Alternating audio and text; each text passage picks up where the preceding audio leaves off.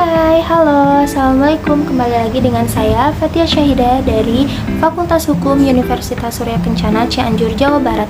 Di sini saya akan mereview kembali pada pertemuan ke-12 pada tanggal 8 Mei 2023 dalam review materi hukum pidana yang disampaikan langsung oleh dosen saya, yaitu Ibu Prof. Dr. Hajah Heni Nuraini SMH dan asisten dosen Bapak Dr. Muhammad Rendi Aridayandi SMH. Pada pertemuan ke-12 ini, kami membahas bab 5 mengenai sifat melawan hukum atau onrehmetig.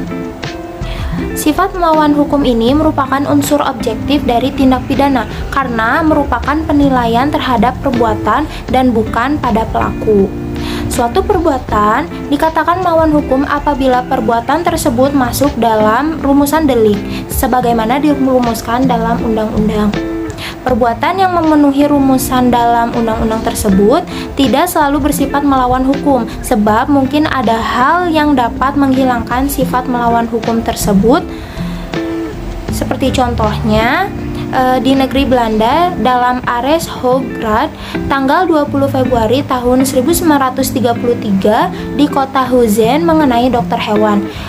Contoh lainnya ada di Indonesia, putusan Mari pada bulan Januari tahun 1966 dengan kasus Markus Effendi.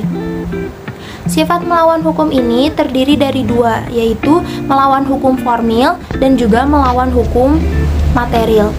Melawan hukum formil, perbuatan itu bersifat melawan hukum apabila dirumuskan sebagai tindak pidana dalam undang-undang dan diberikan sanksi.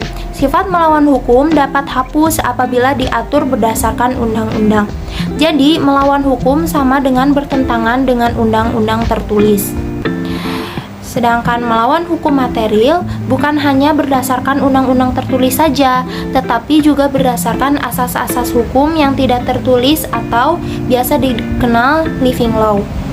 Sifat melawan hukum dapat hapus berdasarkan undang-undang dan aturan atau hukum yang tidak tertulis. Jadi, melawan hukum sama dengan bertentangan dengan undang-undang atau hukum tertulis dan hukum tidak tertulis atau hukum adat kebiasaan. Kesimpulannya, sifat melawan hukum dapat dihapus dengan adanya alasan pembenaran.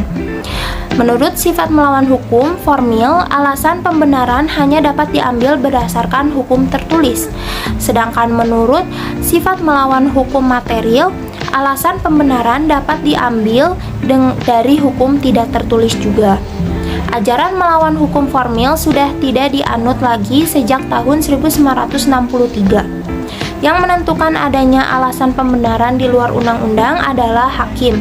Apabila terjadinya pertentangan antara hukum tertulis dan hukum tidak tertulis, hukum tidak tertulis tersebut harus dipandang adil dan benar oleh seluruh masyarakat umum.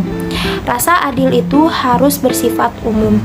Sifat melawan hukum material dibagi menjadi dua fungsi, yaitu ada fungsi negatif dan fungsi positif.